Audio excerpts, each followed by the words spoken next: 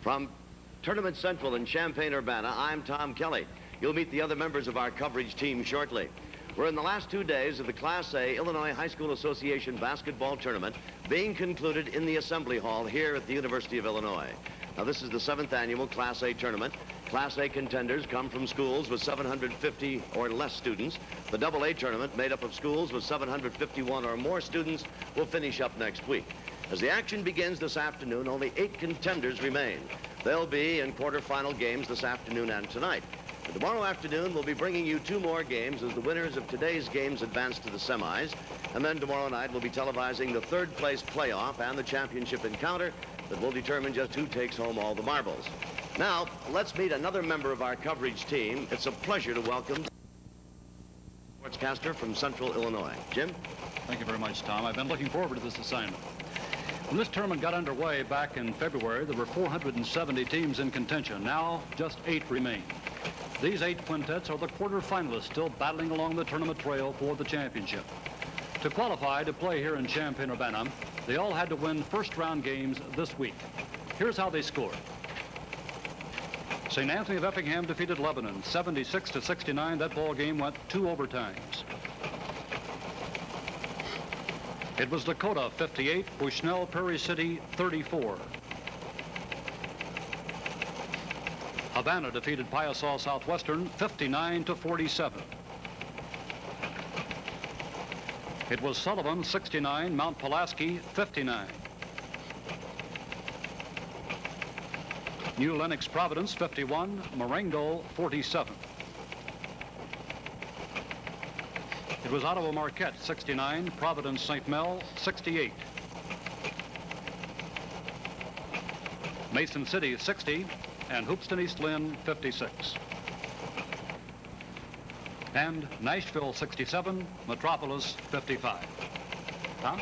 Thank you for the update, Jim.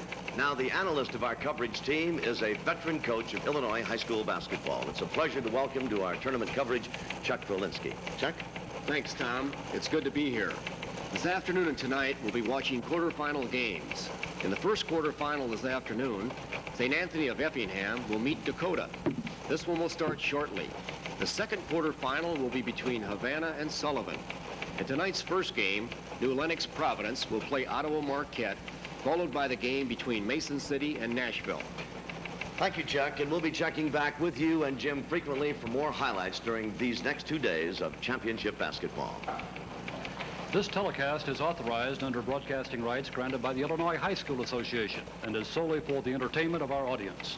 And any publication, retelecast, or other use of the descriptions and accounts of this tournament telecast without the express written consent of the Illinois High School Association is prohibited.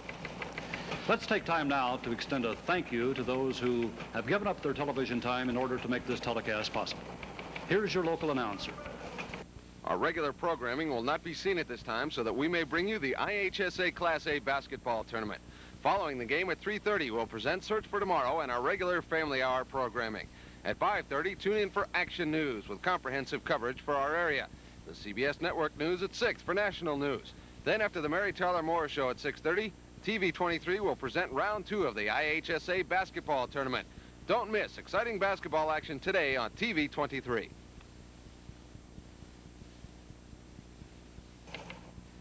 Back in Tournament Central, and with game time growing closer, we're going to switch out to the playing floor to see how some of the fans feel about this upcoming contest right after this.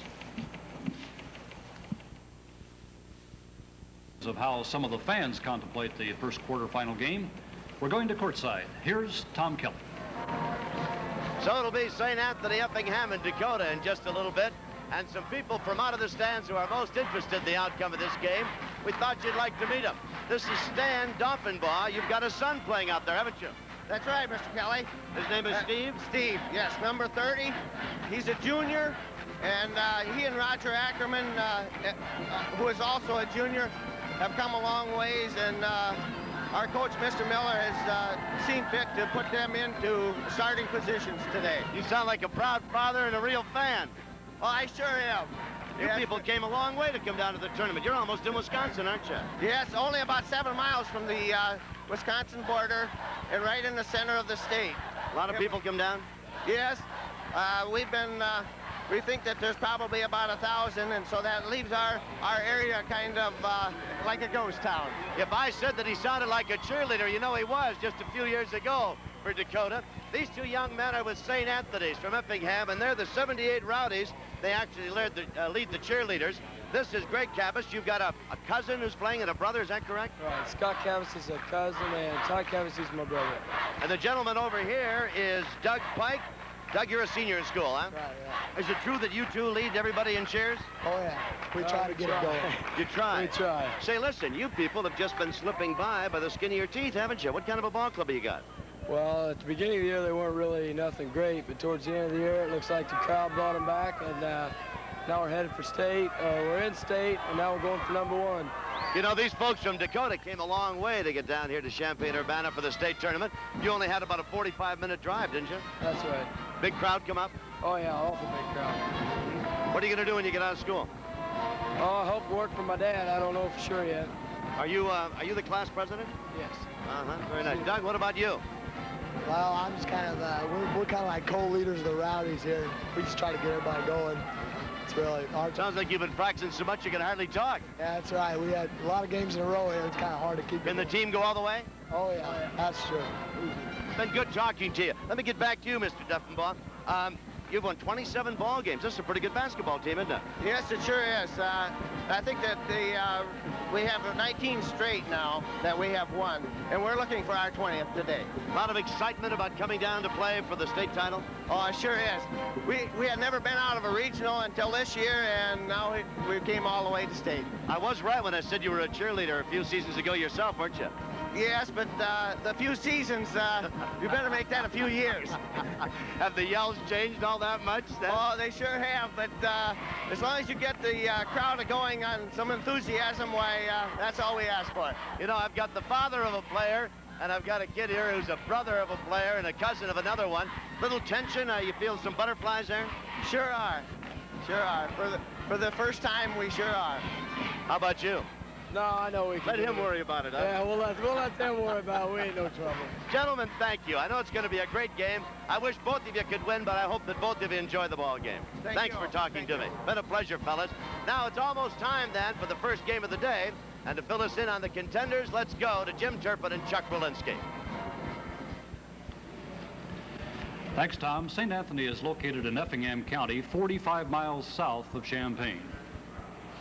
Chuck Walensky, what can you tell me about this ball club? During the regional tournament, they won one game by 1 point, another by 1 point, another by 2. As a matter of fact, the double overtime they had just last night was the widest margin of victory they've had since the tournament started. Right, Jim. They've really come along strong late in the season. They're 20-9. They're coached by a veteran coach, Bob Tingley. They like to fast break, and they like to set up in a 1-2-2 offense to get the ball into the big boys, Tom Grunlow, who's a very quick 6'7" center, and Charlie Dust, a 6'5" forward. They also have another big boy, and Mark Hoffman, who's 6'4", and their two guards are over 6 foot. They're Joe Stevens and Scott Cabas are the guards. Cabas is a very good shooter. Oh, excellent shooter. And so you see they're a big club, and they could be a sleeper in this tournament. On defense, they have been playing a man-to-man defense, but now he tells me he may box in 1 or triangle in 2 Dakota's 2 big boys today. They're a very tough defensive ball club also. This is a ball club that, as I said, has just slipped by the skin of his teeth, and as it was doing so, just defeated one rated team right after another. Yes, they've had some real close ones, and they come from the heart of Southern basketball. Thanks very much, Chuck, for that update on St. Anthony of Effingham. Dakota is located in Stevenson County, 174 miles northwest of Champaign. This is a ball club that, as the man alluded to just a moment ago, we've never won the regional before. Now we have done it, and everything is a bonus from here on out. Right, they could be real loose, Jim. They're coached by Claire Miller, who's in his 5th year, and they use a 1-guard offense, and with 2 double posts.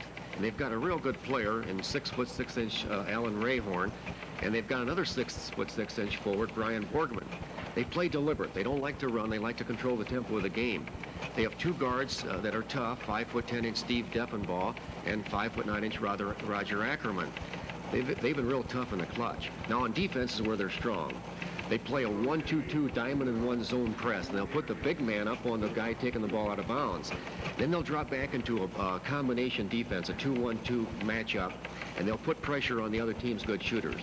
But the key to them is to control the tempo of the game and not let St. Anthony run. They've had such a magnificent record, 27-2, and they've won these last few ball games. They've won by these incredible margins, 21 points, I believe it was, the margin between their ball club and the loser. So it's a good team, obviously. Yes, they're a very good club. We have word that the color guard is forming up, and that means it's almost time for the national anthem. We'll be covering that and bringing you the opening lineups right after this. The people at Country Companies Insurance. So close encounters really will not be anything new to this talented young group. But now Dakota, and they've come a long way to play here, and they have a record of 27 victories. There's a young man by the name of Cabas. We spoke with a brother and a cousin a moment ago. Dakota, 27-2. And the buzzer here at Courtside sends them back to their respective benches and coaches. Color guard will be coming out.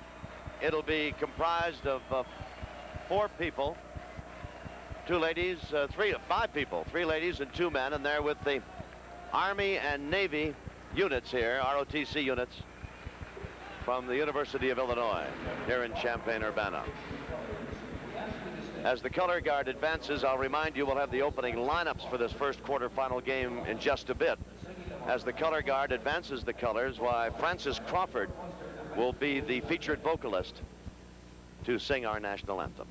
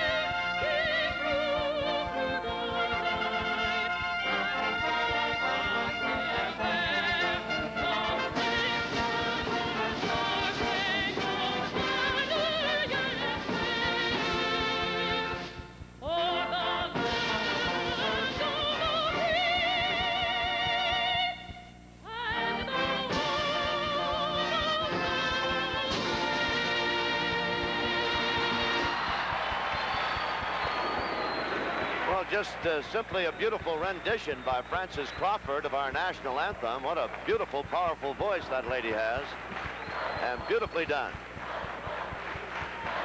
Color guard now will move the colors from off the assembly hall floor here, Champaign-Urbana. And now, ladies and gentlemen, let's meet the team members first from Dakota. Number 10, a junior in school, Mike Schneider. Number 14, a senior, Greg Heil.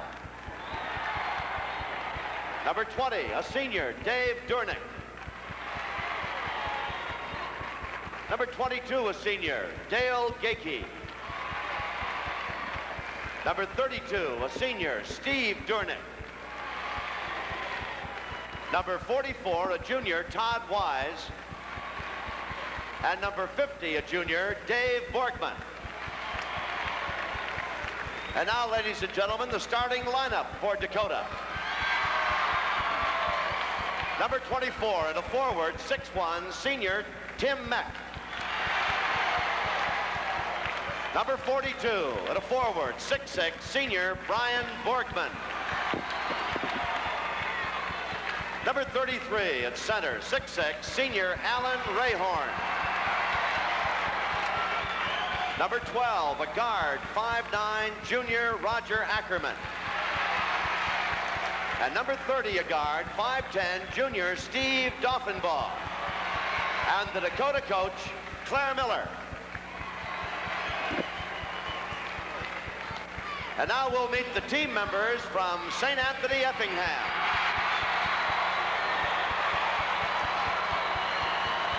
Number 10, a sophomore, Tom Dial.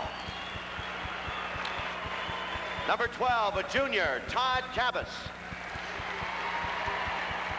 Number 14, a junior, Ken Polaric. Number 22, a senior, Chris Hillsbush. Number 24, a junior, Rick Cavazudo. Number 30, a junior, Steve Wendy. And number 32, sophomore, Russ Baker. And now the starting lineup for St. Anthony. Number 42 at a forward, 6'5", senior Charlie Dust. Number 44 at a forward, 6'4", junior Mark Hoffman. Number 40 at center, 6'7", senior Tom Grunlow. Number 20 at a guard, 6 foot, a junior Scott Cabas. Number 34 at a guard, 6'1", senior Joe Stevens. And the St. Anthony coach is Bob Tingley.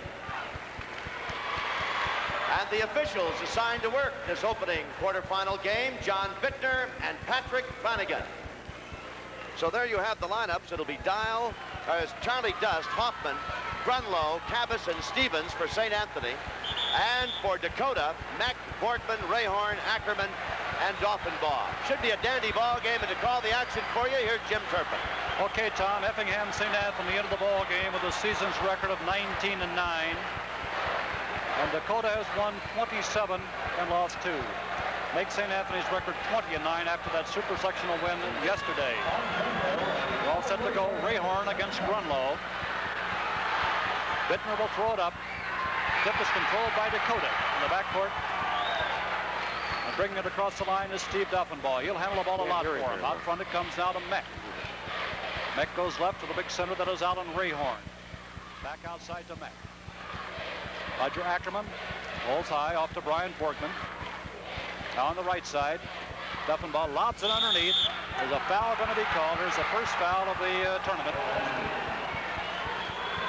Foul is on number 42, Charlie Dust of St. Anthony. And Dakota will inbound the ball, and Doffenbaugh will throw it in. On the side it comes to Ackerman. Underneath the Rayhorn. Fakes once and can't get that shot out. A little better. Good defense. Underneath Rayhorn again. Shot is up and around and in. And the press is on. All court pressure being applied here by Dakota. They lead 2-0. The ball is Cabas. He gets it to Charlie Dust. Back to Cabas. In the corner now, Mark Hoffman. Way out front, that's Joe Stevens. Shot is up and off, no good. Gets his own board. Good follow. Underneath Dust. Jump ball is called. Jumping it up for Effingham will be Charlie Dust. Against him will be Alan Rayhard. 2-0, Dakota leads it. We just started. And the tip is controlled by Dakota. Meck gets the ball off to Steve Doffenbaugh. Out front now to Meck. To Rayhard. Long jumper by the big guy, and it's no good, but it's tipped up and tipped in. Brian Borgman got it, and it's 4-0 Dakota. Stevens with the ball. They get it down to Cabas. His jumper is up and in. Long jumper from deep in the left corner by Scott Cabas. It's now 4-2 Dakota on top. 6:32 for the first period. Doffenbaugh brings it down. Out front to Borgman. They bring both big guys out to the top of the key occasionally. On the side, Ackerman. There's a blocking foul, a call away from the ball. Illegal pick is called against Tim Meck. Away from the ball, it'll be St. Anthony's ball to throw in. And they trailed in the game 4-2. 6:21 in the first period. First of 4 games here today. There's Cabas.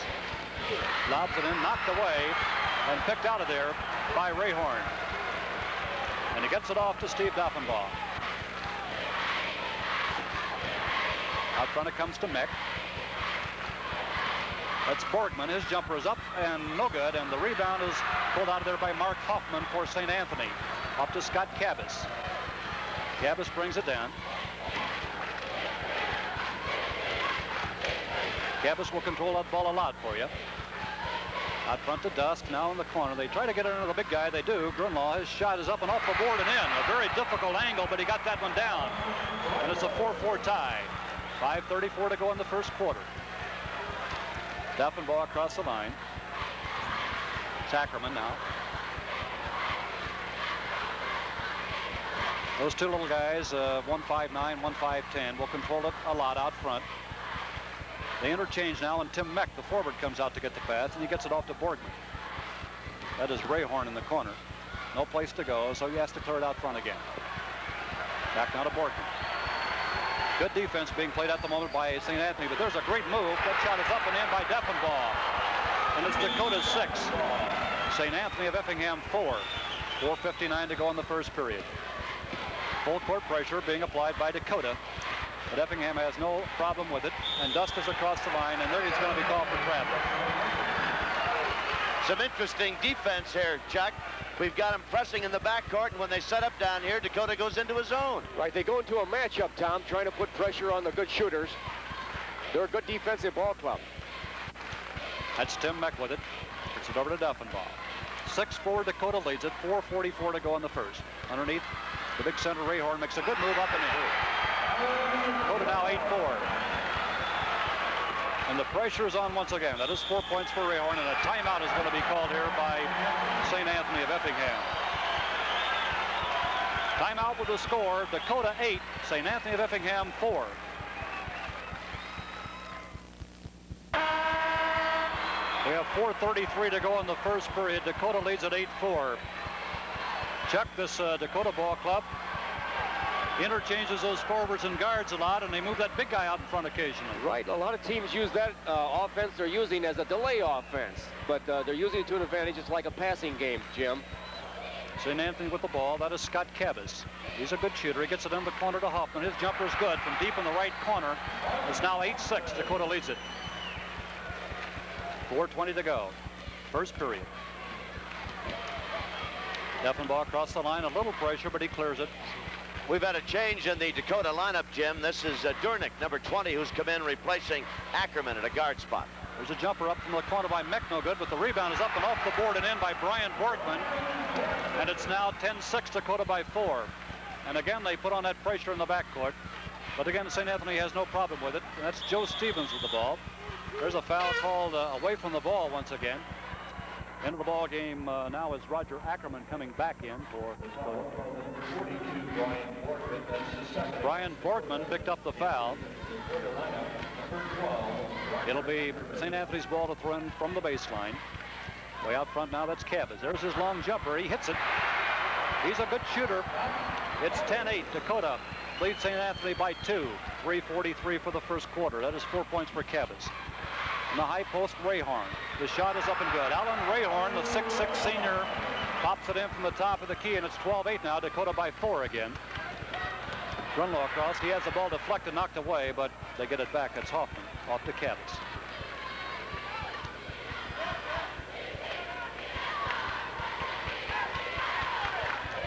Scott Cabas in the corner. His team, St. Anthony, trails 12-8. Long left-handed jumper is off the board, no good. It goes out of bounds. And it's going to be Dakota's ball. Charlie Dust put that one up, but he didn't get it. St. Anthony's has switched their defense. They're in a 2-3 zone now with the two guards coming up to pressure the ball, trying to keep Rayhorn away from the basket. With it is Ackerman. They work it around the outside. They get it into the big guy, and he's fouled from behind. They get that pass into Alan Rayhorn. And Tom Grunlaw picks it up. That's his first. And the second on St. Anthony as a team in the first half. Dakota leads at 12-8. 2:56 to go, first period. It is Ackerman.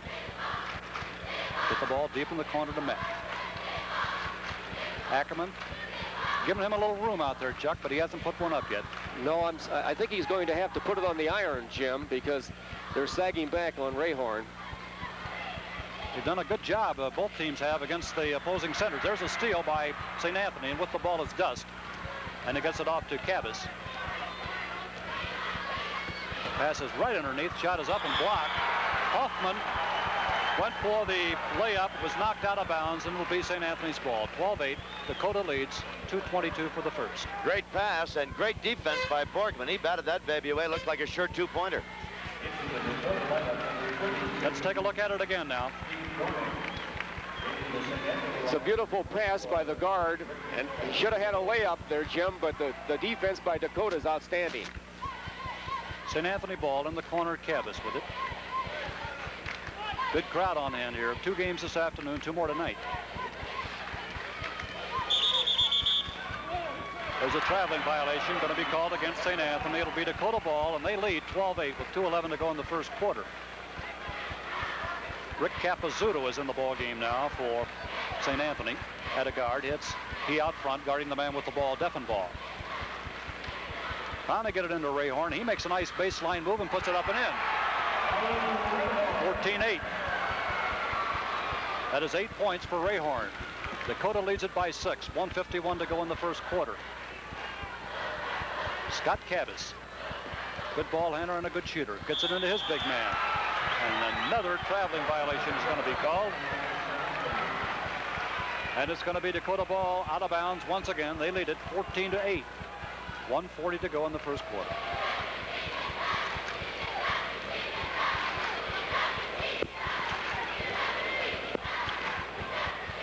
Out front, Ackerman. They work it around the outside. Now he makes that move down the lane we were talking about. He didn't get it, but the rebound is up and in nicely by Alan Rayhorn. And now they've doubled the score Dakota has on St. Anthony, 16-8. 1:15 to go in the first quarter. Hoffman on the side to Cabas. Long jumper is good. He's the shooter, Jim. He can put it up. 16-10 ball game now. There's a deep pass, and there's a turnover going to be against Dakota. Off the fingertips of Roger Ackerman, out of bounds. It'll be St. Anthony's ball. Coach Miller doesn't like that. He doesn't like to basically run, Jim. Tim Meck has come back in the ball game now for Dakota. Dakota leads 16-10 with 1 minute and 2 seconds to go in the first quarter. It's one of the few mistakes Dakota's made in this first period. Right, they don't make too many, Tom. No, they don't. One for the short jumper that time. The left-hander is Grunlow, and he's fouled, and there will be 2 shots coming up here now. Rayhorn got that one, Jim. Alan Rayhorn picks up the foul, and Alan Grunlow is at the line. He is 6'7", 195-pounder, a senior. Has been a good scorer for St. Anthony all year long. He'll shoot 2 here. First one is off. The score remains at 16-10. Dakota on top by 6. 52 seconds now for the first quarter. Big left-hander rims that one, but the rebound is up, and it's good, and Dust gets it down, and he's fouled. So they missed the 2 free throws, but Dust got the rebound, put it back up and in, and he has a chance to complete the 3-pointer. And it was Rayhorn again, and suddenly this very active, very good big man for Dakota has got 2 quick fouls on him. Dakota leads it now 16-12, and Charlie Dust has a chance. He completes the 3-point play at 16-13 Dakota. And full court pressure now by St. Anthony. Next shot is up and no good, and the rebound is pulled out by St. Anthony. They have a lot of time, 41 seconds, but they turn it over. Off the fingertips of Scott Cabas, out of bounds. It'll be Dakota's ball now with 39 seconds to go. And they lead it by 3, 16-13. Although at one time they held a 16-8 lead. Rayhorn's jumper is up. This time it is off. He is 5 for 7 now in the ball game. Rebound pulled down by St. Anthony, and they bring it down. Cabas with the ball, trailing 16-13. What would you do here, Chuck? You hold up for 1 shot in this situation? Yes, Jim. This is the time to set up your last-second shot. Most teams have a 10-second situation, and they're probably going into it about right now. There's Cabas with it with 7 seconds. He puts it up, and he missed it. The rebound and off the board, no good. They fight again for it. And time has elapsed here. I don't know if a foul was called or not. I believe it was a foul just at the end of the period. And the score at the end of the first quarter is Dakota 16 and St. Anthony 13.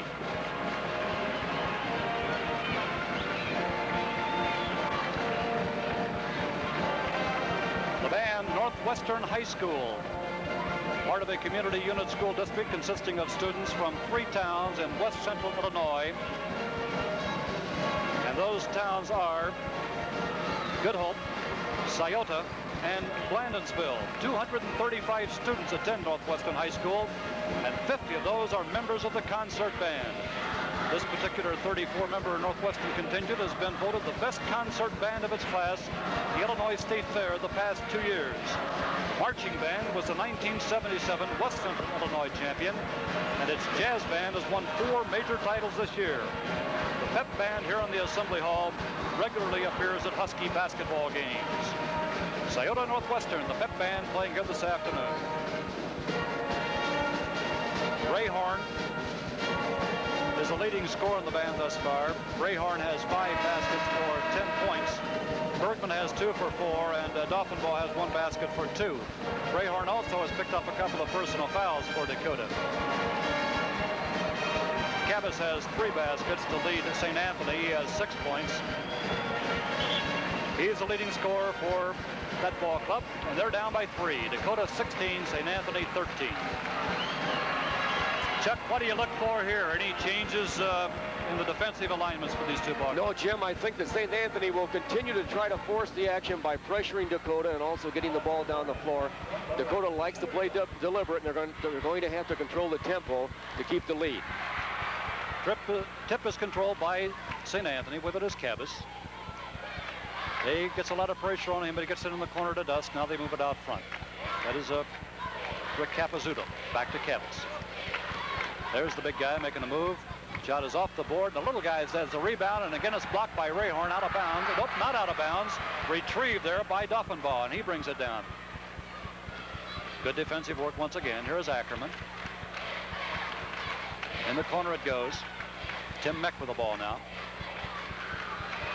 Short turnaround jumper is up and good by Brian Borgman. It's now 18-13. In the first quarter, Dakota shot 57% from the field and St. Anthony 55. Dakota leads it by 5, 18-13. Short jumper up and off, no good. Rebound pulled down. There's a foul going to be called.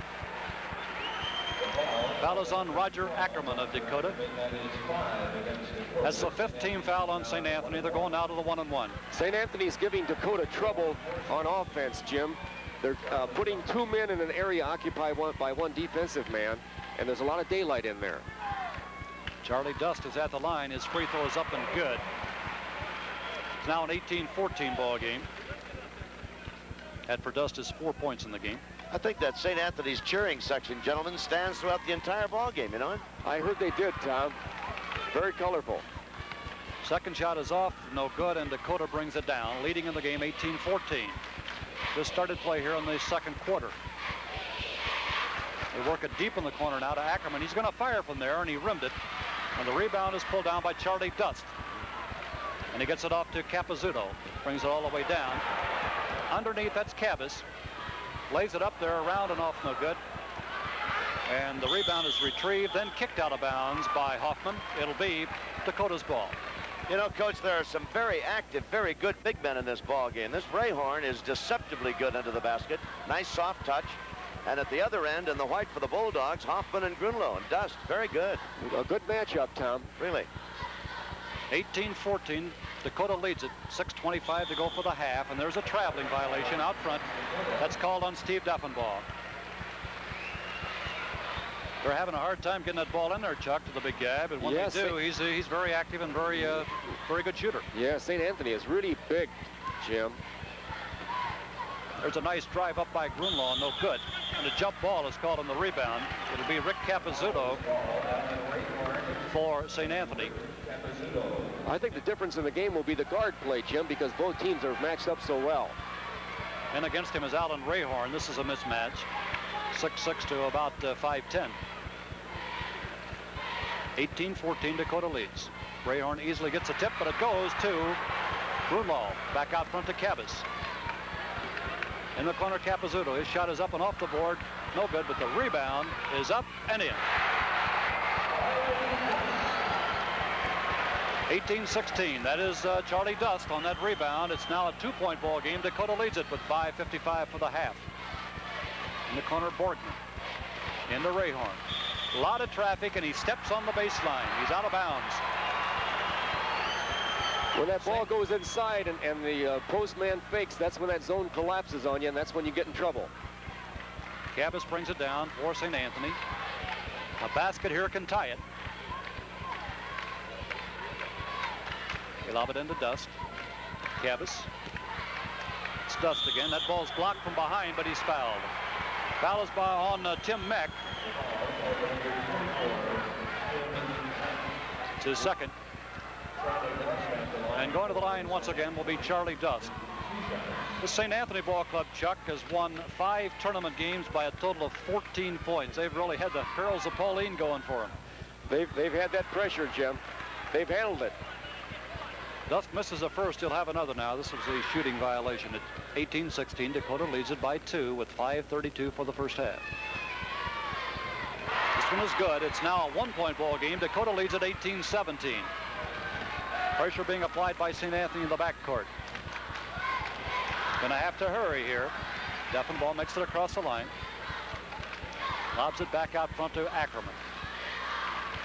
Rayhorn, the big pivot man, comes out of that traffic now and handles the ball out front. Deffinball in the corner. Ackerman. Well, they are really collapsing underneath. To get the ball underneath to Borgman. His turnaround jumper is up and good. Brian Borgman hits it. 20-17 now. 8 points for Borgman. Dakota by 3. Grunlow gets it out front to Cabas. To Hoffman. His jumper is up and good. Mark Hoffman hits it out front and cuts it to 1 again. 20-19 now, Dakota. Good ball game. Beautiful. Out front, Rayhorn. I'm sure he doesn't want him way out there. No, I wouldn't imagine he'd want him 25 feet from the basket. There's Borgman on a turnaround once again, but he's fouled.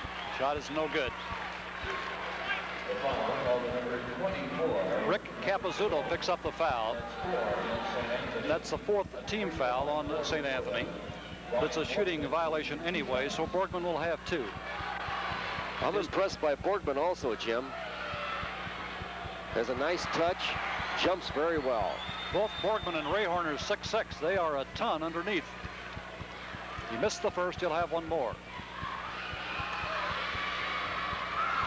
Missed them both, but St. Anthony clears the rebound off to Cabas. They get that ball to him every time on the outlet pass. Now Hoffman, Cabas again. Capizzuto tries to lob it in, has it deflected, it goes out of bounds. It'll be St. Anthony ball. Officials today are John Bittner of Brighton and Pat Flanagan of Springfield. 20-19, Dakota leads it.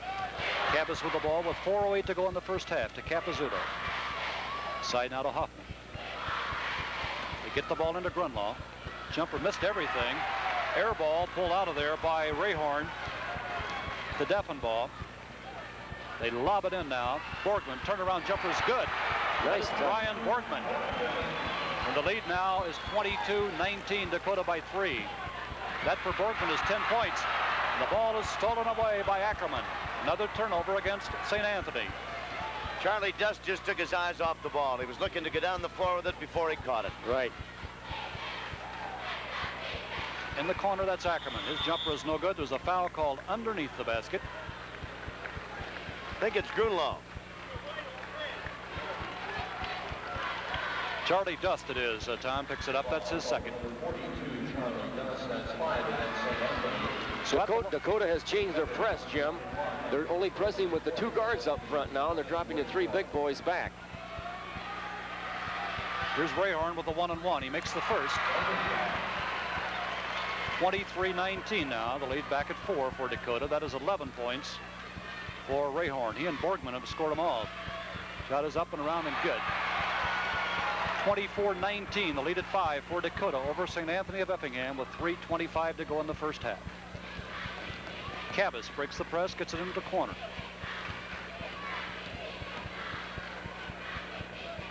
a little traffic jam. Clears it to Hoffman. Now to Capizzuto. There's Hoffman at the free throw line with the short jumper. It's good.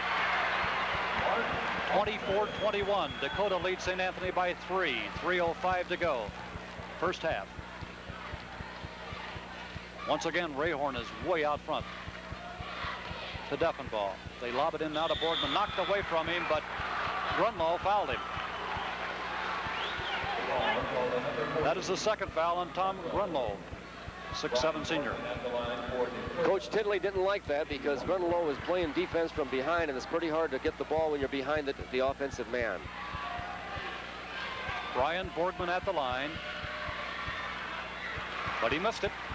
And Grunlow has the rebound for St. Anthony to Cabas. Good pass in the corner. Short jumper is up and good. Mark Hoffman from deep in the corner. Hoffman gets it down. It's now a 1-point game once again. Dakota by 1, 24-23. 8 points for Hoffman. That is Ackerman. He's going to pump it from the corner. He missed it. St. Anthony has the rebound. They can take the lead with a basket here. Scott Cabas has it now. 2:22 to go for the half. Jumper by Grunlow is good. The big center on a turnaround jumper. St. Anthony leads it by 1, 25-24. He really gets in the air on that jump shot, Jim. Rayhorn again, way out front for Dakota. Deffenbaugh in the corner. Gonna pump it from there. Shot is up and good. That is Roger Ackerman. 26-25. Dakota back in front by 1. Cabas for St. Anthony. 1:48 for the half. Capizzuto's short jumper is good. It rolled around, but it fell in. 27-26 now. St. Anthony back in front. The lead seesaws with 1:35 to go for the half.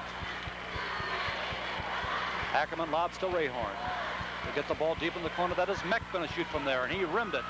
Follows his own shot. It's knocked away, though, and picked up by Grunlow. Now he throws the ball away. Grabbed out of there by Deffenbaugh. Now Ackerman with 1:16 to go for the half. Brian Borgman. Meck in the corner. Oh, he is just wide open for that shot. He rimmed it, though. It tipped by Rayhorn, no good. And there's a foul called on the next rebound. Rayhorn is going to go to the line. It is on Grunlow, and that's his third. The big center for St. Anthony picks up his third foul with 1:05 to go in the half. And his team leading 27-26. Grunlow is going to come out now, and Steve Dornick is going to come in. Or let's see, I beg your pardon, Russ Baker is going to come in for him. 1-1 coming up for Alan Rayhorn. He missed it, and St. Anthony has it. Scott Cabas with the ball.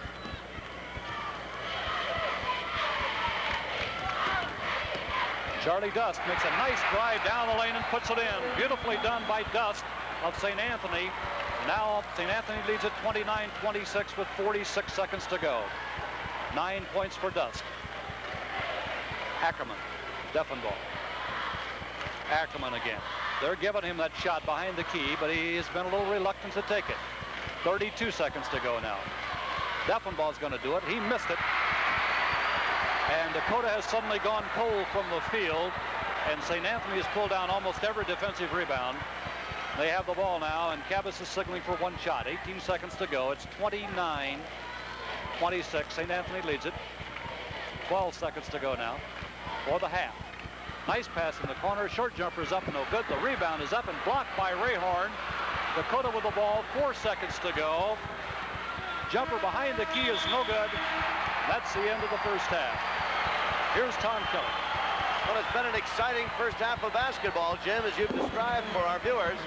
Truly an exciting first half with this St. Anthony's ball club, once they got their act together, coming on for a 16-point second quarter to outscore the Dakota ball club, who had 10 points, and they've taken this halftime lead of 29-26.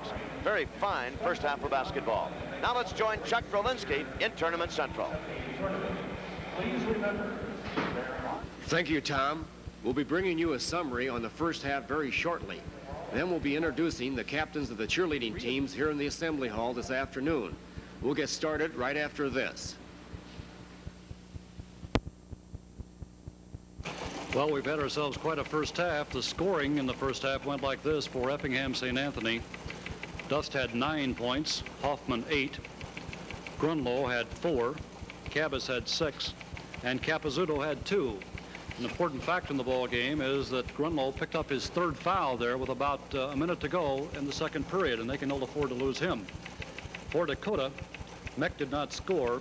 Borgman had 10 points, Rayhorn 12, Ackerman had 2, and Deffenbaugh had a total of 2.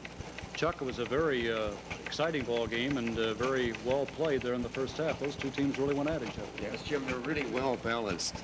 They match up beautifully inside, and sometimes the guard will be the difference in the game. And I think Hoffman was the difference. They were sagging off on him, and he put about 3 or 4 in and sort of helped St. Anthony break that zone. They appear to be giving Dakota that outside shot. There's a lot of room at the top of the key, but they seem a little reluctant to take it. Yes, they're probably instructed to get the ball into the 2 big boys who are just super. That's what you do when you get 2 6'6" underneath. But sometimes you have to shoot it, even if you miss it, to put it on the iron, to get the defense to come on you, to open it up inside. Well, you're a coach at Toluca High School. What would you be telling these 2 ball clubs now here at halftime? Well, I tell them to relax a little bit, that the first 3 minutes of the 3rd quarter will be the key to the game. I always tell my boys that try to control the tempo of the game. When you come back out, try to be even, or say 2 or 3 ahead or 2 or 3 behind. Don't worry about trying to get a 10-point lead in the first 4 minutes of the 3rd quarter. I thought this Dakota ball club, once it started missing its outside shots, is when it started getting behind, because they really went to the boards right after. Yes, they're very strong. Both clubs are physically strong. Well, I'll bring you the play-by-play action of the second half at the conclusion of the intermission, but meanwhile, we have a very special interview for you. So let's switch out to the edge of the playing floor and Tom Kelly. Okay. It's halftime, and St. Anthony's leads Dakota 29-26. If you've been watching the basketball teams, and I'm sure you have, you've noticed from time to time 2 very talented cheerleading squads. And these 2 ladies are the captains of that group. This is Maria Rainey, and she's from St. Anthony's. And this is Sylvia Winger, and she's from Dakota. And they're both a little nervous. Now, Maria's a little happier than Sylvia's because her team is leading by 3. Am I right there? You're right there. What year in school are you, Maria? I'm a senior. What are your plans after you get out of high school? I plan to go to college. Whereabouts? Have you picked a school yet? I think I'll probably go to Indiana State. What would you like to become? What would you like to major in? Either medical technology or nursing. I see. You had a good time down here at the tournament so far? Oh, yeah. It's such a big place. Yeah. First time you've ever been here? For a basketball tournament, yes. Yeah. How big is your cheerleading squad? How many girls on it? There's 6 on the varsity and 4 on the junior varsity. You know, I was looking at your student body up there. Do they stand up during the whole game? Usually they have been the last couple games, and they really just pull us through. Are they superstitious? Do they think that that's why you've been winning all the close ones, or what? Oh, I don't think so. They're just up and yelling, and they just want to stand. I don't think they're superstitious. Sylvia Winger, you are a junior. How are you having any fun down here at all, Sylvia? It's really exciting. This is the first time we've ever been to state, and it's just a new experience, and it's really great. Oh, Dakota's quite a ways away from here, isn't it? Yes, it is. It was a long drive down, but the athletic boosters got a charter bus for us, and so we rode down with the team, and it was really nice. Sylvia's a very busy girl in school. She's involved in sewing and music and badminton and concert band and marching band. You should be twins, you're so busy, Sylvia. It would help a lot, it really would. Tell me about your cheerleading squad. Well, we have 5 on the varsity squad. 4 of them are juniors, and we have 1 senior. And then we have 5 on the fresh soft squad also. Do you girls, do your squads go around for the football teams as well, Maria? We don't have a football team. You haven't got a football team. How about up at Dakota? We have a football team, but that's all I'll say. Oh, what, didn't the team have a very good record or what? Not really. Basketball, we're proud of. 20. What do you think of the first half so far? It's nerve-wracking. It really is. The guys, it's the first time they've ever been down here, and they're really nervous, and it's really great. I think they're just glad to be down here, and they're hoping to win. I would imagine there is a lot of nerves. Were you girls a little nervous and excited the first time you went on the floor? Yeah, a little bit, but we calmed down by now. Of course, you know, you're only out there for a couple of seconds, really, aren't you? The boys have to be out there and play that whole game, huh? Yes, that's true. How were you girls selected? Were you elected or what? Well, we try out they'll have tryouts in April of the year before. And then we have the pep club senior members and some of the senior basketball players choose the girls. They'll be electing a brand new captain for next year's squad, then you'll be going, won't you? No, the girls choose the captain. I see. The school chooses the cheerleaders. And how did you get elected? Well, we have cheerleading tryouts. Ours will be this March, and they select the girls with the highest scores out of everything that we have to do, and the captain is picked out of the highest score also. Do they have a lot of nice activities for you young ladies when you come down, things to see and do? You mean in Champaign? Yes. Well, I don't know. We're going to stay tonight, but I don't know what they have planned for us. I suppose it all depends on just how this basketball game turns out, doesn't it? It sure does. Can you win it? I think we can. How about you? Do you think you can win it? I hope we can. Well, you know, Dakota came a long way to lose that opener. That'd be terrible, wouldn't it? That's true. But it's just great to be here. It really is. And you know, you said it beautifully. It is just great to be here, isn't it? To be one of 8, win or lose, it's great. You're delightful young ladies. Thank you for the visit. I hope you have a nice time here in Champaign. All right, let's get back to Tournament Central. Thank you, Tom. In about 2 minutes, the horn will signal the start of the second half. That means it's time for us to regroup at game side. Our coverage of the Class A tournament will continue after this. Sometimes it's important for people at home to reach a high schooler attending the tournament. In the event of an emergency, just call area code 217 and the telephone number 333-2923. That's area code 217-333-2923. It's halftime. The two teams have come back on the floor here at the Assembly Hall in Champaign-Urbana.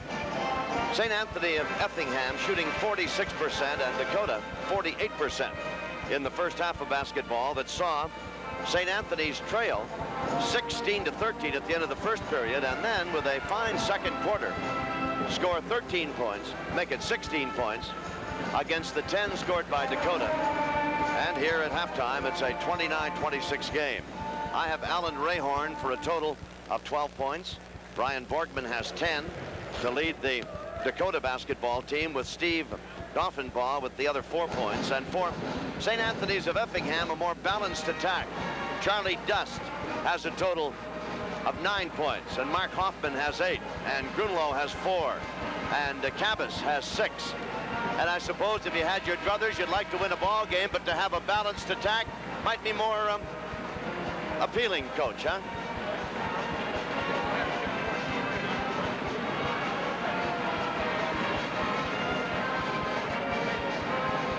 Dakota gets the lead. Look out, because they'll go to 4 corners. So the second half about to get underway, and to call the action for you, here's Jim Turpin. Jim? Right now, let's pause 5 seconds for station identification.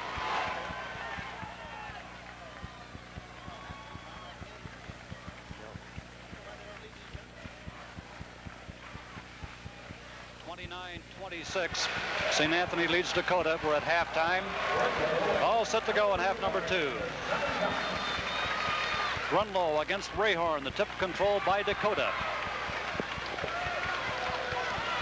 They trail in the game now by 3 after leading throughout most of the first half. Duffenbaugh. Back to Duffenbaugh. Sort of a one-handed set. He missed it, but Rayhorn grabs that rebound out of there, puts it up and in. Good job by Alan Rayhorn. You know, he's about 6'8" or 6'9" when he extends those arms. 29-28 now. St. Anthony by 1. And the press is on for Dakota. But Cabas breaks it, goes all the way for the driving layup. High off the board, no good. He was a bit intimidated by the big center that time. He missed the layup, and Dakota brings it down with Steve Duffenbaugh. Just started play here in the third period. Driving underneath now is Ackerman. His shot is no good. They fight for that rebound, and grabbing it out of there is Charlie Dust for St. Anthony. Up to Scott Cabas. Cabas guarded by Ackerman. They lob the ball into Grunlow. His layup along the baseline is no good, but he's fouled. Foul on the play. And it's on Brian Borgman. It's the second foul on Borgman. The first on Dakota in this half. At the line to shoot 2 will be Tom Grunlow. First one's up and around and off, no good. He'll have another now.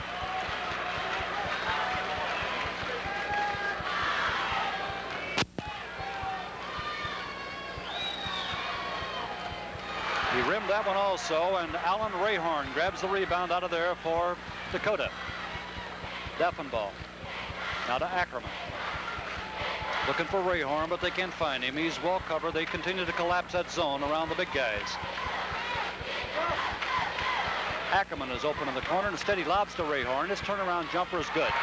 Boy, he's got a nice touch in that ball. Yes, Jim. That time the guard faked the shot, and as a result, he got an opening to put the ball into Rayhorn.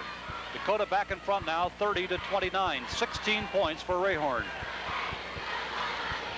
6:29 for the third period. Cabas with the ball, now in the corner to Capizzuto. His jumper's around and off, and the rebound is grabbed by Rayhorn. He's gone to work here in the last couple of minutes. Beautiful rebound. Now Deffenbaugh. Turnaround jumper is in, this time by Brian Borkman. The two big guys have put Dakota back in front, 32-29 now. That is 12 points for Borkman. 6 unanswered points here, Jim. And St. Anthony wants a timeout. There's timeout with the score.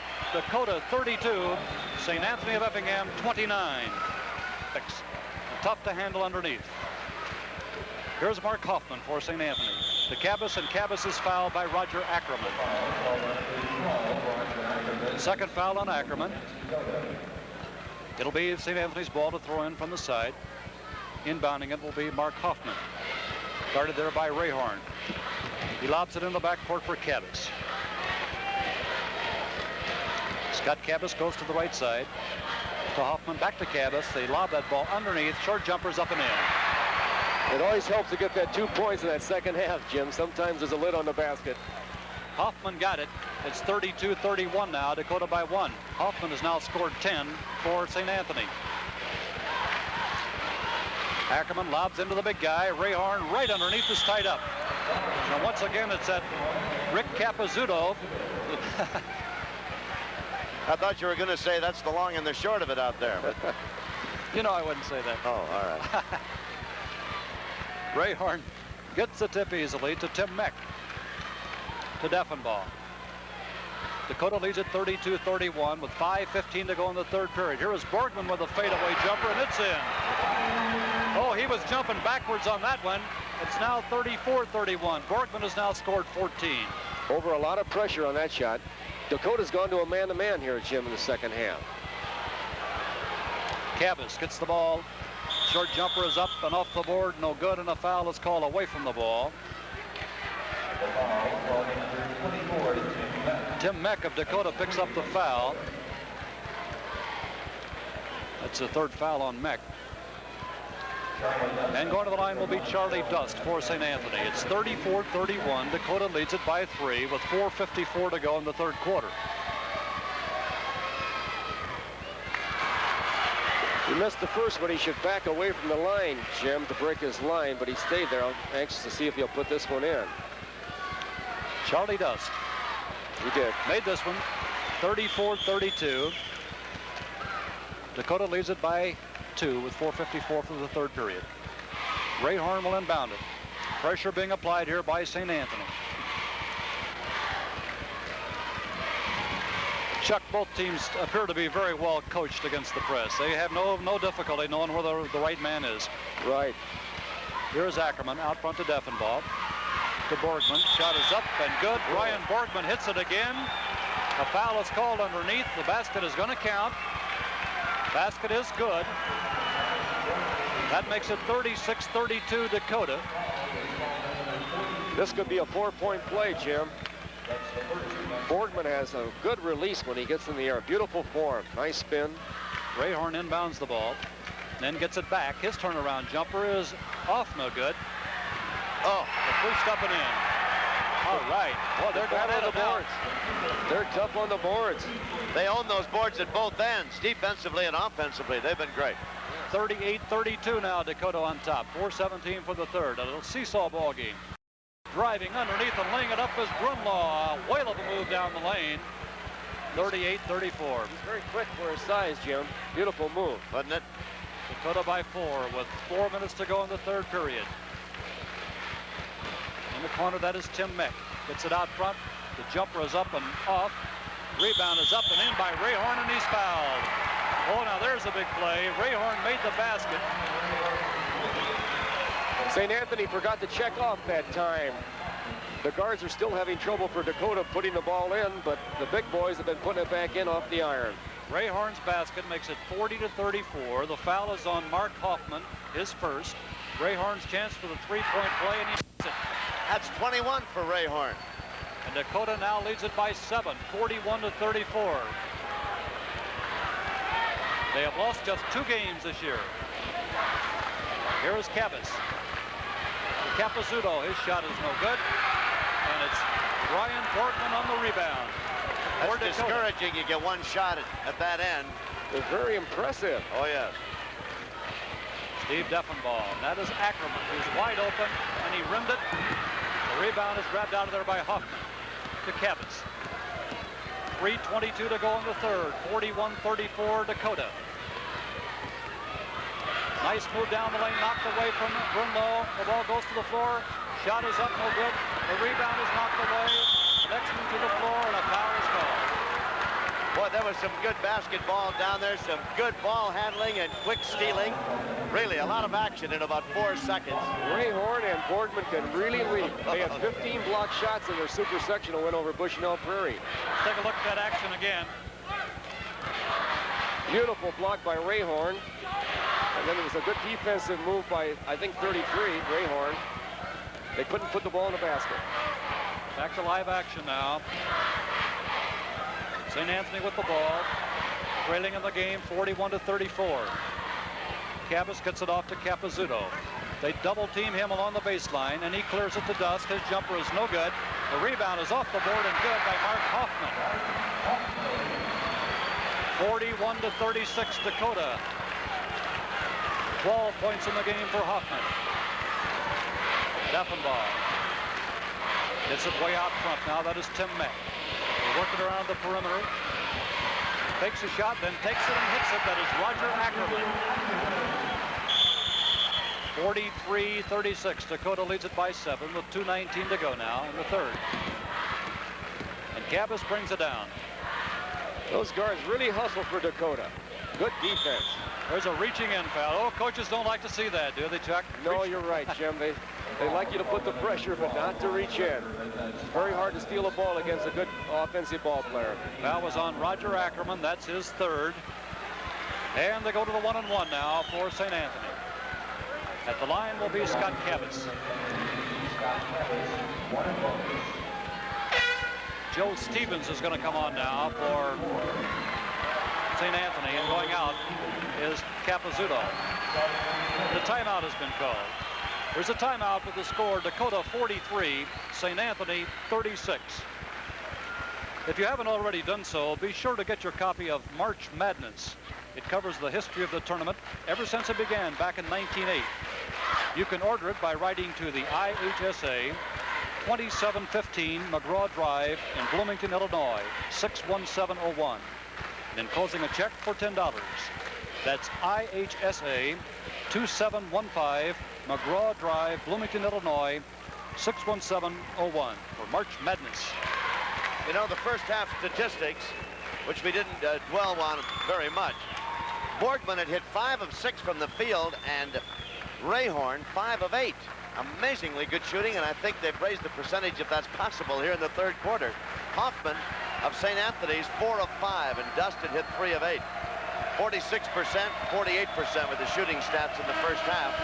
It's amazingly good shooting by this Dakota ball club. Yes, and I think the defense by Rayhorn and Borgman on Grunlow has been outstanding. Yes. Every time he gets the ball or goes to go up with it, that big hand is up there, and they're pretty tough. Yeah, Rayhorn plays a lot bigger than 6'6", Coach, and so does Borgman. Yes, he does. He has a tremendous arm reach. Yeah. He really times his jump beautifully on defense. The situation is this: 2:12 to go in the third quarter. Dakota leads 43-36 over St. Anthony of Effingham. At the line, Scott Cabas for the 1-and-1. He makes the first. 43-37 now. The lead has been cut to 6. St. Anthony led at halftime, 29-26, but the third period has been mostly Dakota. Cabas makes them both. 43-38 now. The lead at 5 for Dakota. It's Rayhorn in the backcourt, the big guy, but he gets it off to Ackerman.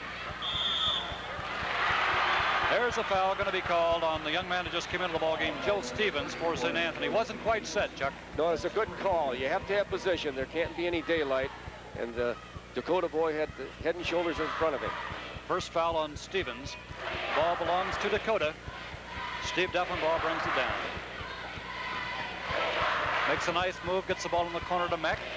Now to Rayhorn. He's free for about an 18-foot jumper, and he made it.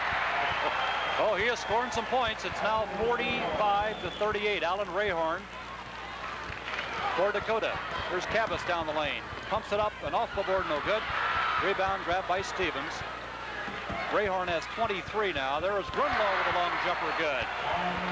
45-40. Dakota by 5. 1:31 for the third quarter. In the backcourt is Ackerman. To Deffenbaugh.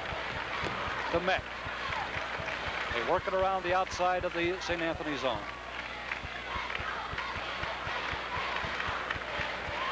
Now they get it to Borgman. His long jumper, not good, and the rebound this time is grabbed by Mark Hoffman for St. Anthony. Rayhorn has scored 11 points in this quarter alone. They get the ball into Dusk. His shot is blocked out of there. Beautiful defense once again. He must have 6 or 7 blocks already. 50 seconds to go now for the third quarter. Dakota 45, St. Anthony 40.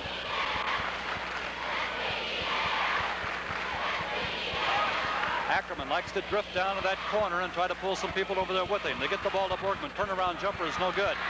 Cabas on the deflected rebound. He gets it to the top of the key, down the lane, lays it off the board, and a foul is going to be called, a blocking foul on Dakota. And Cabas will go to the line again here for St. Anthony. Steve Deffenbaugh picks up the foul. That's his second. He had pretty good position, but Cabas made a good move and went right around him. 45 Dakota, 40 St. Anthony. 29 seconds for the third quarter. 2 shots for Scott Cabas. He's a 6-footer, a junior guard, a real good player. 45-41. Dakota by 4 now.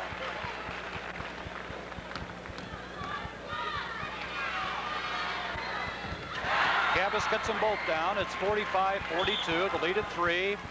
Ball is kicked there by Grunlow. It'll still be Dakota's ball. It's Brian Borgman getting it into Deffenbaugh. He just beats the press with a dribble that time. He just came out of a file of players and brought it down himself. Very quick.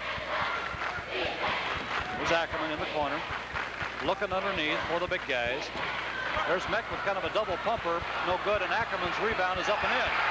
Little guy picked that one up off the floor and pushed it back through. 47-42 Dakota. 4 seconds. Grunlow drives the lane. It's up and in, and he's fouled. 2 seconds to go. Grunlow made a whale of a move down the lane. We're going to look at it again to make it 47-44 Dakota. He makes a beautiful move here. I think this young man can play college forward because he's extremely quick. He has a chance here to complete the 3-point play with 2 seconds to go in the third. The shot is up and short. And that's going to be it. We had ourselves a whale of a quarter. That's the end of the third quarter with the score Dakota 47, St. Anthony 44. For this game, Dakota led it by 3, 16-13. At halftime, St. Anthony by 3, 29-26. The end of the third quarter, Dakota by 3, 47-44. It's been that kind of a game. 23 points for Rayhorn, 16 for Borgman for Dakota. 8 minutes to go now. Rayhorn and Grunlow, 2 pretty good centers. These guys have really played. Dakota shooting 44% and St. Anthony 45% in the third period. Grunlow controls the tip and he gets it to Deffenbaugh. Dakota leads it by 3. That is Ackerman in the corner. Tim Meck. Ackerman again. Get the ball to Rayhorn. They really converge on him. He clears it way out front to Deffenbaugh.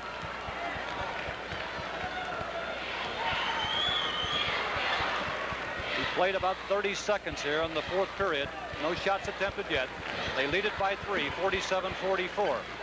Rayhorn. People on all three sides of him. He gives it to Meck. His shot is no good. And St. Anthony has the rebound in the personage of Joe Stevens. Off it goes to Cabas. Little guy looks underneath. There's all kinds of traffic there, so he clears it back out front to Stevens again. Now to Cabas. 47-44 Dakota. Good pass. Short left-hand hook, or right-hand hook by Dust is no good. And Dakota brings the rebound out of there. Got a good feed, but couldn't get the ball down. Good defense by Rayhorn again, and a good rebound. Here is Ackerman for Dakota. Lobs it underneath the Rayhorn, knocked away, picked up by Cabas, coming down one-on-one. He makes it move down the lane, lays it off the board, no good. And the rebound is pulled out of there by Deffenbaugh. He went off the wrong foot, Jim. He got off balance and couldn't get it up there. Deffenbaugh in the corner to Borkman. Underneath Rayhorn. Foul's going to be called here before the shot. Rayhorn goes down, he loses his shoe. Mark Hoffman picks up the foul for St. Anthony. That's his second. St. Anthony's putting a little more pressure in the corners now, hoping that they can cut the passing lane off to Rayburn. It's 47-44, Dakota by 3. 6:27 to go in the fourth period. Roger Ackerman. He gets the ball to Rayhorn. Oh, they're just all over him. He has the ball deflected and grabbed out of there by Mark Hoffman. Heavy traffic that time, and Rayhorn couldn't get the shot away. We haven't had a point scored yet in the fourth quarter. Now we do. As Grunlow hits the short jumper, it's 47-46, Dakota by 1. We have ourselves a honey of a game. There's a reaching in foul called against Mark Hoffman.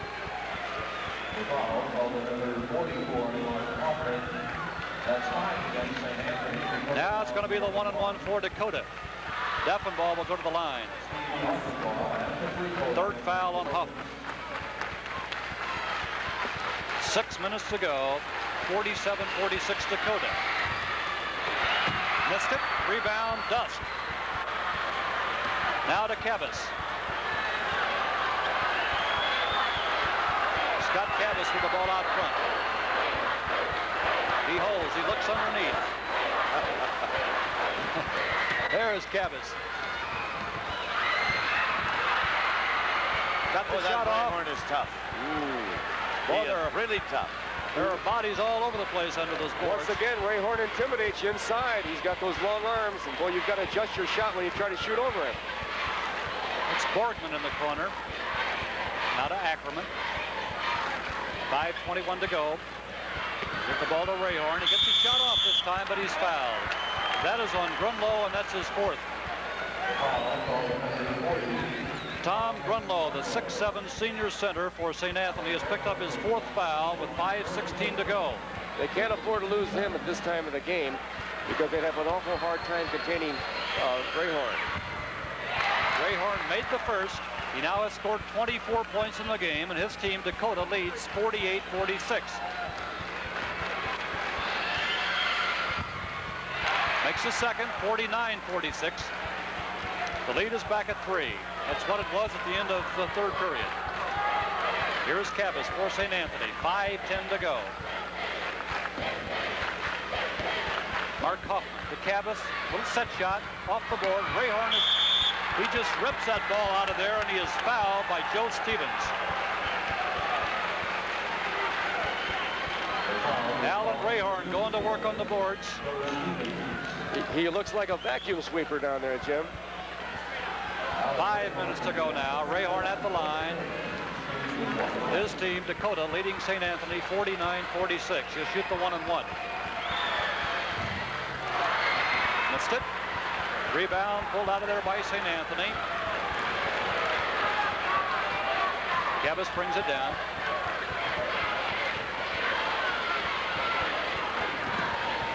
Long jumper by Cabas is no good. Rayhorn had the rebound but lost it. Grunlow has this one and makes a short jumper. And it's 49-48. Dakota by 1. 14 points for Tom Grunlow. There's a reaching in foul called on Cabas. He fouls Steve Defenbaugh. Did you ever see such enthusiastic crowds? My Lord, the place is packed. St. Anthony fans haven't sat down yet. Scott Cabas picks up his first foul. 4 minutes and 33 seconds to go. Defenbaugh is at the line. They cheer like that in Toluca, don't they, Coach? I think so, Tom. Shot is up and good. Can have another now. 50-48, Dakota by 2. This is the making of the guard, Tom. You can make that free throw late in the game.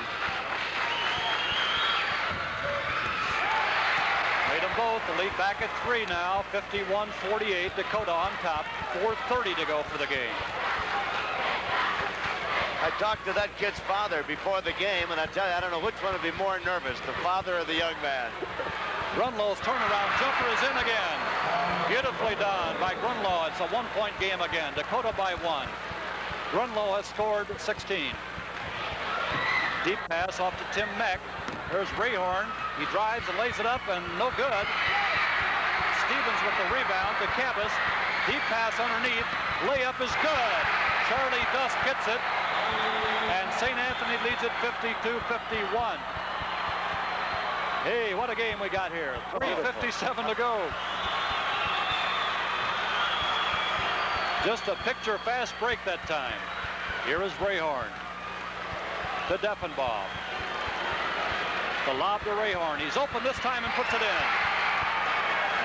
53-52, Dakota by 1. 3:37 to go. Rayhorn has scored 27. Here is Cabas for St. Anthony. Grunlow is fouled from behind by Rayhorn. That's his third foul. This is Class A basketball at its best, Jim. You're supposed to have a little nervousness in game number 1. These two ball clubs have not shown it, Chuck. Beautiful game. 53-52. Dakota leads by 1. 3:27 to go. Tom Grunlow at the line, the 6'7" senior center. Missed it. Rebound, though, is up by Dust. No good, and he's fouled. And Rayhorn got another one. Dust made a good move there. He head faked and then jumped into Rayhorn just slightly enough where Rayhorn came down on top of him. At the line will be Charlie Dust. That is 4 fouls on Rayhorn. So both the centers have 4 fouls. Dust missed the first, he'll have another. Both teams have a little trouble, and sometimes late in the game that basket starts shrinking up on you.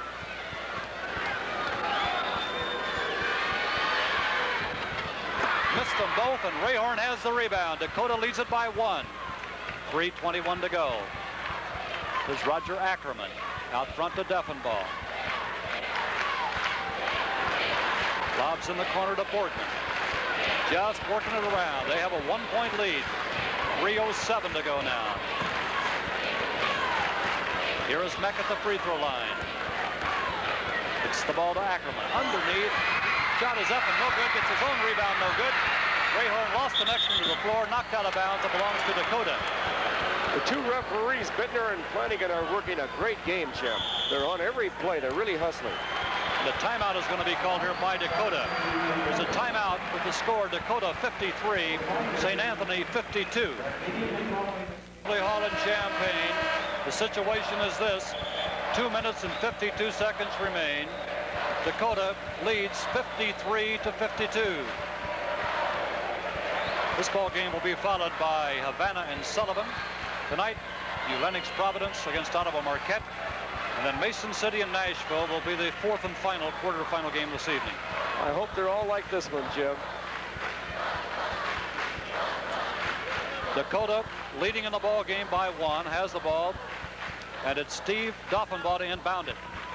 They try to work the out-of-bounds play. It doesn't work. They get it in the corner instead to Meck. Defenbaugh to Meck to Ackerman. 2:42 to go now. They're going to take their time, try to spread St. Anthony out a little bit. Ackerman with the ball. It's stolen right away from him by Joe Stevens. St. Anthony with the ball, trailing by 1. 2:26 to go. Cabas gets the ball to Grunlow. Makes a good move, lays it off the board. Blocked by Rayhorn. Deflected, picked up there by Dustin. A foul is called. I think Coach Tinley's calling for a goaltending call there. It was very close. Going to the line will be Charlie Dust. 2 minutes and 16 seconds to go in the game. Dakota leads at 53-52.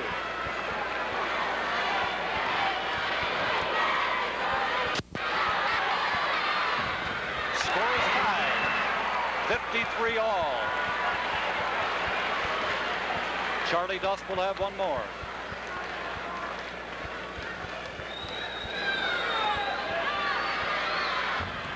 Made them both. St. Anthony back in front by 1 now. 54-53. It's their first lead in this quarter. The ball is Bortman to Ackerman. Very close to an over and back. Mick in the corner with a jumper. Rebound, Bortman. Foul is called.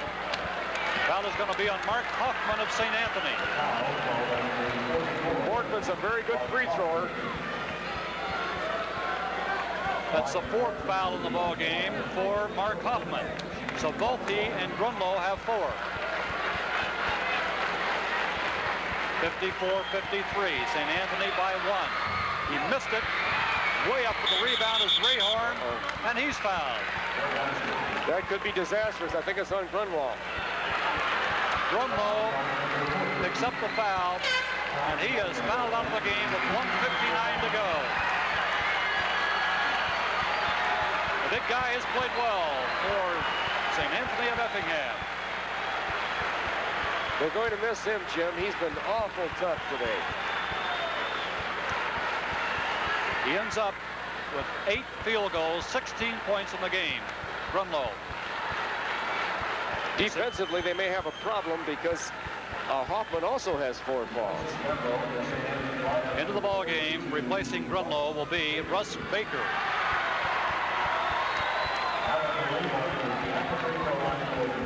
At the line will be Alan Rayhorn. His team, Dakota, trails by 1. Made the first. The score is tied at 54. That is 28 points in the game for Rayhorn. He has a beautiful touch, Jim. He spins the ball beautiful, follows through nicely. He made them both, and Dakota is back in front now. 55-54. A minute and 57 seconds to go. Cabas with the ball for St. Anthony. Dakota's in his zone now, Jim. Out front, Hoffman. That is Stevens. Now Hoffman. Stevens. In the corner, Hoffman. 18-foot jumper is good. 56-55. St. Anthony by 1 with a minute and a half to go. Ackerman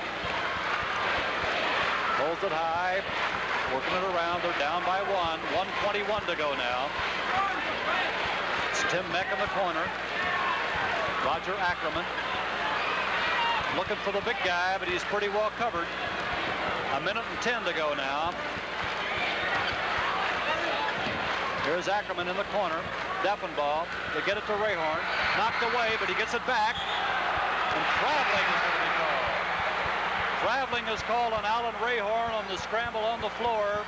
That was a good call. And the timeout is going to be called here for St. Anthony. Well, we've had ourselves a ball game here. 59 seconds to go, and St. Anthony leads it 56-55, and they'll have the basketball. Now, Chuck Rolinski, what would you do at this point if you were the Dakota coach? Last time down the court, they were in the zone. Right. I think I would stay in the zone, but come up and put a little pressure on the guards, seeing what St. Anthony's going to do, and then take my time and try to trap, try to double team, not chase the ball wildly, but try to set up a trap situation where we could steal the ball. And then if we couldn't do that, I'd have to try to tell my boys to possibly at the 30-second mark to ball their worst free throw shooter and gamble that they'll miss to get the ball back. On the other hand, if you're St. Anthony, you just hold on to the ball, go for a layup maybe, yes. But don't be too risky, huh? Right, but I think that you made the point, though. Go for the layup if you get it. You know, you have to penetrate. You can't go to a delay where you're just keeping the ball away. If Dakota comes out with a lot of pressure. They've got to take the ball to the basket. 59 seconds to go. St. Anthony leads 56-55. And they have the basketball. They'll inbound it from center court.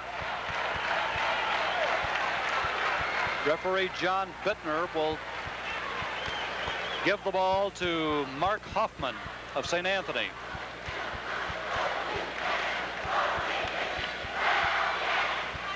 They get the ball to Cabas in the backcourt, and they have got the pressure going here now. Man-to-man, it appears, Chuck. Yes, it is. Cabas with the ball, 52 seconds to go. I try to double up. Way out front is Dust, and he is fouled. Dust is fouled by Brian Borgman. I think he called timeout. Oh, I guess Jim. he did. I beg your pardon. He did call timeout. With 45 seconds to go, it's a 56-55 ball game. So Dakota comes out in the man-for-man and really applying the pressure that time. They're trying to get a 5-second call by guarding the man closely with the ball for 5 seconds. And I think that St. Anthony called the time because he was in trouble over there. He almost had a 5-second call against him. And also probably Bob didn't think, Coach Tingley didn't think they were going to be in that man-to-man double-up, but he probably wants to possibly go to a 4 corners delay. Just 45 seconds remain, and we've had ourselves just a whale of a ball game here to open the quarterfinals. We'd remind you again that this one will be followed by Havana and Sullivan. And tonight, New Lenox Providence against Ottawa Marquette. Mason City and Nashville will wind it up. Boy, what an enthusiastic crowd on both sides. St. Anthony fans, the students have been standing the whole game. They haven't sat down yet. This St. Anthony ball club, as we told you at the top of the show, has won almost every game they've played in the tournament by just a couple of points. They won 2 regional games by 1 point and 1 by 5. They won 1 sectional game by 2 points and 1 by 5. And then they won the super sectional game in double overtime. They're really used to the pressure, and they've got a real good shooter in number 20, Cabas, and they'll probably hope that they'll foul him. They'll probably try to keep him with the ball as much as possible. And Dakota, on the other hand, has won 27 games and lost just 2, so they have been there as well. Right. 45 seconds to go. They get the ball into Cabas. He's along the baseline, and he's going to try to get it out of there. 41 seconds to go. Now 40. Cabas all the way down the lane, gives a nice pass, and the ball is dropped there, and a jump ball is called. That was a real good feed, and Russ Baker just couldn't hold on to it. Right, he tried to go to the basket before he got it, Jim, and it was a beautiful feed by the good guard, Cabas. So they've got Ray Horn jumping for Dakota, and against him is Russ Baker for St. Anthony. 35 seconds to go. The tip is controlled by nobody. It goes out of bounds. Let's see whose ball. St. Anthony. Dakota hit it last. The ball belongs to St. Anthony. 32 seconds to go. That was a big break. St. Anthony by 1 to Cabas. They double team him. They try to trap him, but he gets away. Kid is a really good ball handler. Yep.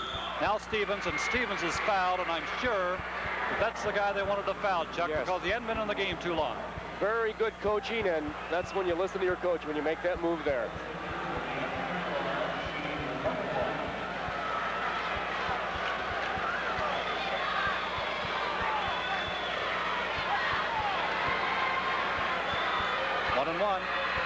Made the first. It is now 57-55, and now Dakota has called a timeout here. They probably want to ice the free throw shooter. They want to put a little pressure on him by calling timeout, make him think about the second, because it's so crucial for Dakota that he misses this shot. 57-55. What I meant to say a moment ago, if I didn't say it, was that what they didn't want to do is foul Scott Cabas out front. He is a super free throw shooter, a super shooter all the way around, and he's their ball handler and the guy they want to go to the line. So they waited until he got rid of the ball and fouled someone else. Right. Stevens is more of a defensive ball player, but he stepped right up there and he put the ball in beautifully. He had good form, and it's so important for Dakota once again that he misses this, because if he makes it, it's a 3-point lead, and St. Anthony's going to get the ball back again, and they're going to have to follow him again. We'll have the same situation all over again.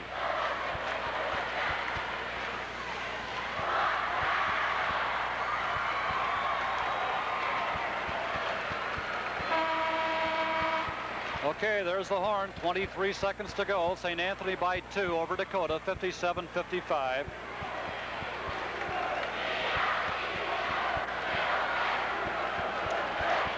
And Joe Stevens, who just made the front end of the 1-and-1, is up there again. You really have to give these young men credit, Jim. The tremendous pressure at that free throw line. Everybody watching you. Takes a look. This is up. It's good. It's 58-55. St. Anthony by 3.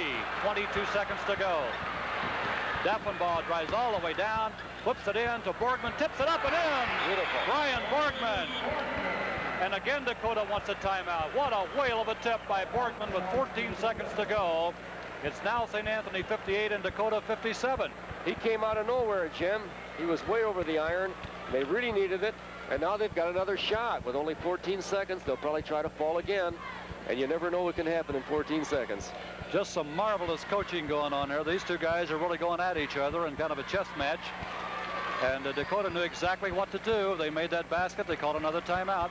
Yes, they're both well-coached clubs. And they're both such good clubs that I hate to see either one lose, Jim. You have to have one loser. But they're really great representatives for Class A basketball, both of them.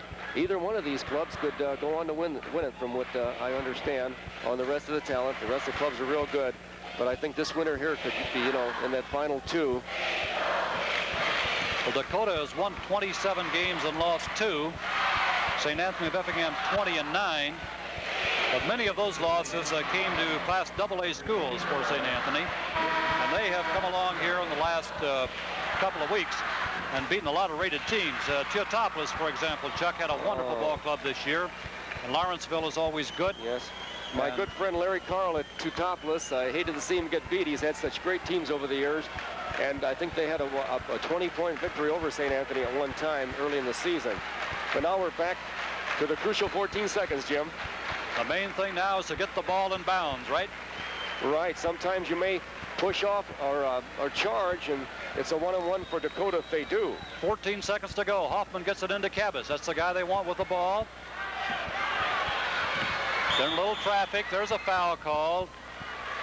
Player is knocked off the court down at the end there. 9 seconds to go. It's 58-57. That is Charlie Dust. And he'll go to the line. And he's going to shoot 2. That's the intentional foul. And the foul is on Steve Deffenbaugh. The little guy's played himself a whale of a game. He's a 5'10 junior. Excellent ball handler. Very good team leader.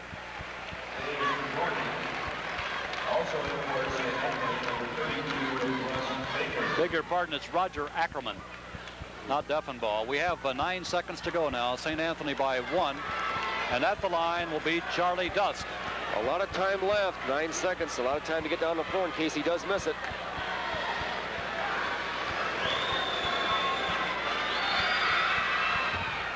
First one is short. 58-57. Now, Jim, if he makes it, we could have an overtime if Dakota would get down the floor and score. 9 seconds to go. Here's the second. He made that one. 59-57. 8 seconds. Now 7. And Deffenbaugh again calls a timeout. Timeout with 6 seconds to go. And Dakota is down by 2. 59-57. This is the tough situation now for both coaches, Jim. Of course, Claire Miller is trying to set up a play, possibly to get the ball into either the Borgman or Rayhorn, but telling the boys, now don't force it. If you got a little daylight, penetrate to the free throw line, put it on the iron so the 2 big boys can put it in. Because a lot of games, Jim, are not won by the last shot, but by the rebound after the last shot. Just before this broadcast, Chuck, we were talking about the rule change this year having to do with the tip. Now, that may come into play here. Would you explain that for us? Yes, Jim. In previous years, a tip at the gun at the end of either quarter or the half would not count because it was not a controlled shot. But now, with the new rule change this year, any tip at the gun will count. So this could be a very important factor, as you said. Now, over here, Coach Tingley is telling his boys, now don't fall, especially Rayhorn or Borgman, who are great shooters. But at the same time, I think he would gamble on a fall inside to make them go to the line and shoot 2 rather than give them a layup or a short shot. If you're going to foul them good. Is that it? Don't let them have the 3. Right. Don't let them make the layup. 59-57, St. Anthony over Dakota. 6 seconds to go. Tim Meck will inbound it. Gets it into Defenbaugh. 4 seconds down the lane. Short jumper is up and off the board. No good. Rebound is up. No good. Oh, wait, there's a foul call. There's a foul called at the buzzer. There's a foul called at the buzzer. And there's going to be, there's no time remaining, but we're going to have the 1-and-1. Oh, can you imagine the pressure on this young man? Oh, I feel sorry for the young man. Dave Dornick. Chuck, he just came into the ball game when Ackerman fouled out. 1-and-1. He missed it. The game is over. St. Anthony has won it. 59-57. Now here's Chuck Walensky. Beautiful game, Jim. I feel sorry for the guard, Dornick. A lot of people will, look at that last situation, but there was a lot of pressure on him, and that didn't cost him the ball game. It was a beautiful game played by two well-coached ball clubs, well-disciplined, and it was just a great Class A basketball game.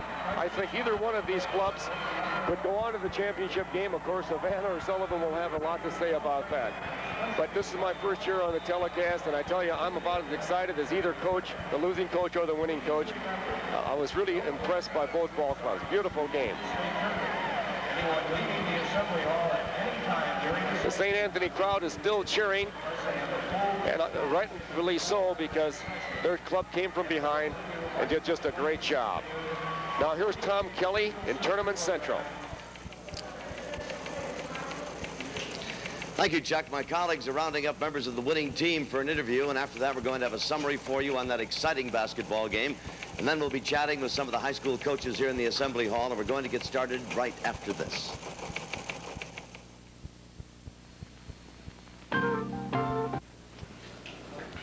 So, St. Anthony's has won it, 59-57. And Coach Bob Tingley, you are going to get to be an old man in a hurry. What is it, 6 games now and a total of 14 points separated? We're just blowing them right off the floor, It seems as though we don't win anymore but 2 or 3, but, when it gets down to the nitty-gritty, our kids really play well. Wasn't this a great basketball game? It was a fine basketball game. Dakota's an excellent team. Excellent team. There are 2 big kids inside, played awfully well, and I thought we were a little flat maybe from our double overtime victory last night, but we missed more free throws than we commonly do and just weren't quite as sharp, but that's taking nothing away from Dakota. They're an excellent team. Now, this is your 21st victory of the year against 9 losses. This ball club could go all the way for you, perhaps, huh? Well, we started a little late. We're catching up on lost time early. Yeah, we've been playing well, and hopefully we can continue that. Well, listen, congratulations. I don't know how you remain so calm in the face of a 2-pointer like that, but congratulations again, and good luck now in the semis. Thank you, Tom. Pleasure talking to you, Coach. Good luck to you. Let's meet some of these young men.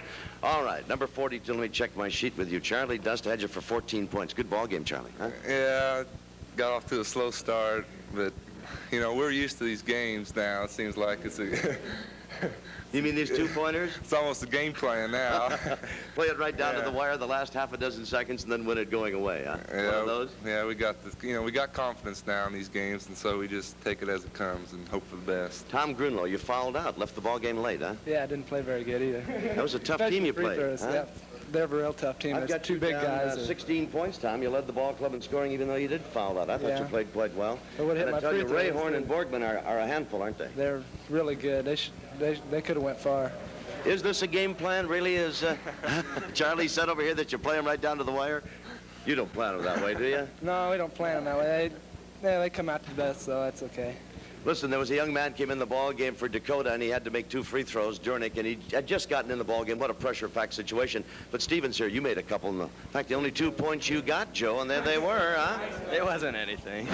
What was that again? It wasn't nothing. 23 seconds to go. Stevens fouled, and he made them both. He made one, and then they called timeout on you. Didn't bother you at all, did it? Nah, not really. Not really. You get that? Not really for Joe Stevens. Went back and hit the other one. That gave you 58 points.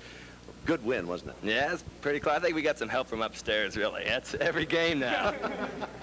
You've got a little added support, huh? Yep. But listen, somebody must like us. You've got to have a little luck in order to win it. No question about it. Congratulations. Fine victory. Young man right here, number 44, Mark Hoffman, and I got you down for 14 points. You're one of 2 juniors on the ball club, Mark. This is a pretty good basketball team, isn't it? Yeah, we got a lot of juniors and seniors really, just great. What'd you think of the ball game? Would have liked them to be a little bigger spread, but we'll take a 2-point victory. Were you a little tight, a little nervous going out when the ball game started? Yeah, really was. I mean, there had to be some tension. The opening game and the field of 8 in the state tournament. Sectional, super sectional, everyone, I'm nervous. But you didn't play like it. You played beautifully. I've got to congratulate you on a fine victory. Young man standing next to you is Scott Cabas. Did I pronounce that right? Cabas. Cabas. And I've got you down for 10 points, Scott. You're one of the juniors, too, in the ball club, you and Mark here. Good game, wasn't it? Thank you. It was a real good game. We could play better than that, but, you know, when it comes down nitty-gritty, Joe made the free throws the other day, and Charlie made one. It's pretty crucial, so we'll be in it tomorrow. A lot of pressure right there. 6 seconds to go, 14 seconds to go. Everybody calling timeout. What did the coach tell you guys? Don't foul, mostly, but we turned right around and fouled, Sure. so that's how much we listen to the coach. But Can you go all the way? I think we can. We play together. We can play better than we did today. I mean, probably didn't shoot very well. I don't know what the stats were, but tomorrow we're going to come out. Took a lot out of us yesterday to play double overtime. I can believe it. And we're going to get a good night's sleep and be ready for tomorrow. One of the other young men you saw in the ballgame, come over here, Rick, if you will, and turn around so they can see your face. Rick Capizzuto. Did I pronounce that right? Yeah, that's You right. come off the bench, do you get to start often, or just come off the bench? What are you, kind of six-man? Yeah, mostly. Lately, I've been six-man since the tournament started. Yeah. Like to win? Yeah, I love to win. It's great, isn't it? It's just, you know, it's great to be a part of the field of 8. To say nothing of winning now and go into the semifinals. I hope you play well. Let me just get the names of the rest of your teammates here. What's your name? Steve Winty. Steve? Steve Winty. Winty? All right, Steve, and your name? Russ Baker. Russ? All right, you get in the ball game, didn't you, Russ? Yeah. How was it out there? A lot of pressure. But you handled it beautifully. Your name? Chris Hillsbush. Chris? Tom Dial. Tom, just stick your face around this. The folks at home can see you. Good enough. And your name? Campbell Eric. And your name? Todd Cavas. Todd, congratulations to you, fellas. A great win and continued good luck. Play well tomorrow and have a nice time. Thanks, fellas. St. Anthony's of Effingham, and there they are, the winners. They beat a very fine team from Dakota, 59-57. All the congratulations. And now the girls, they've brought me their names. Hello, ladies. How are you? Just fine, thank you. Well, that's nice. You're from Havana? Yes. What's your name? Diane Fortney. Steve Dornick. No, Dave Dornick, number 20, substitute for Dakota. Came into the game, pressure-packed situation, obviously. He had to make them both to force the game into an overtime. No time left. But I tell you, he got it there, but just a little too, and he expresses his feelings about the whole thing as he slams the ball down. No time left, and the game went to St. Anthony's. Summary on the game action. We'll get back to the cheerleaders in just a moment. Let's switch to Tournament Central. Thank you very much, Tom. Well, you said it right. The young man didn't pull up short. It'd be awfully easy to miss that free throw, not even have it hit the net or the rim or anything else, but he got it up there. It just didn't go in, and St. Anthony wins it by 2. Look at the scoring in the ball game. Dust had 15 points. Hoffman had 14. These are St. Anthony, of course. Grunlow had 16. Cabas had 10. Stevens 2. And Capizzuto had 2. And the scoring for Dakota, Mecca did not score in the ball game. Borgman had 18. Grayhorn, their big center, was the outstanding scorer. He had 11 baskets and 7 free throws in the game. 29 points for Rayhorn. Ackerman had 6 points, and Doffenbaugh had a total of 4. For the game, St. Anthony shot 44% from the field, and Dakota 45%. This was a ball game. It was very close throughout, as those of you that were with us know, and it was a 3-point ball game at the end of the first period, 3 points at halftime, 3 points at the end of the third quarter, and wound up 59-57, with St. Anthony winning and moving into the semifinals tomorrow afternoon. That gives us the first team in the semifinals, and we'll know the others, of course, before the day is out.